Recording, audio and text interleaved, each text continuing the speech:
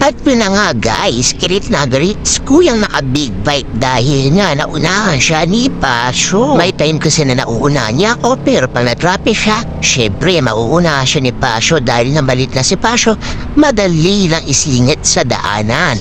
Hindi naman ako nakipag-unahan sa kanya no, chill-chill nga lang ako habang nag-drive dahil syempre hindi naman tayo magaling na driver, kailangan lagi mag-iingat. Akala siguro ni kuya lalaki ako tas long hair no? Astig.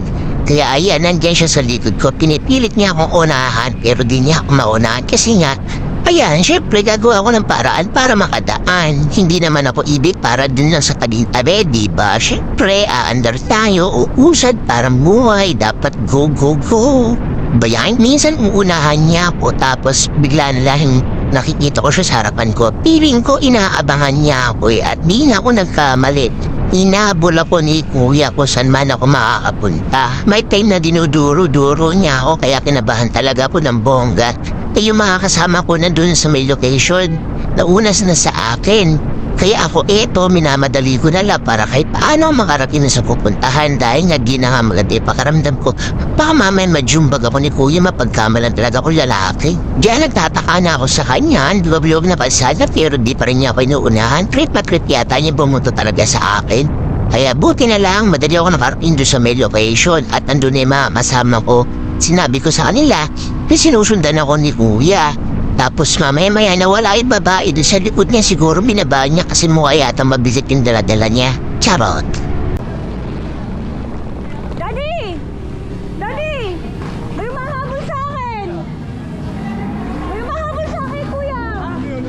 Ayan na! Kanina pa ako nahabol niyan! Ano problema nito, pre? Kanina pa ako nahabol niyan! Ano ba yung dala mo? E-bike? Kuya! Bomba na ako ng bomba! Ayaw mo tumabi! Kuya, sa tabi naman ako ah! Anong nasa tabi? Alam mo, big bike yung dala ko. Ayaw mo tumabi! Nanganadya ka eh! Wait, yung dalawa! Sa tabi naman ako ah! Ikaw! Kanina ako nahabol! Akala ko bang babae yan? Kaya ang kulit mag-drive. Tama naman babae. Sa gilid na nga ako kanina! Dapat nagpasensya ka na. Kanina eh! Pag pupunta ako sa kanan, pupunta sa kaliwa. Sabi ko! Tama eh! Ayaw mo! Ay, pasensya mo eh. Malit na naman to eh.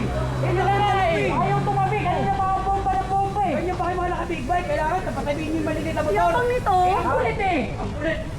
Bakit kaya mutan mo eh? Maayos ka brad ha? Wala ka big bike eh. Baka pag nakakita, hindi mo kaya bayaran. Hindi kaya bayaran.